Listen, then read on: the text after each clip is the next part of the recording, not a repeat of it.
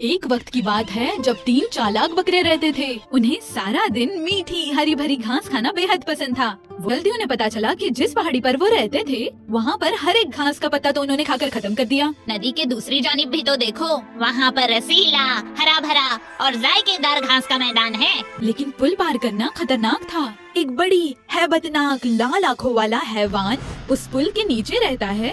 وہ حیوان پل پار کرنے والے ہر کسی کو کھا جاتا تھا. سب سے پہلے میں پل پار کروں گا. ٹپ ٹاپ ٹپ ٹاپ اس کے ناخن لکڑی کے پل پر آواز کر رہے تھے. میں ہوں چھوٹا بکرا. ارے برائے مہربانی آپ مجھے نہ کھائیں. دیکھیں میں تینوں بھائیوں میں سب سے چھوٹا ہوں، لیکن تم میرے بیچ کے بھائی کو کھا سکتے ہو. وہ آ رہا ہے. ٹپ ٹاپ کرتے ہوئے نکل پڑا.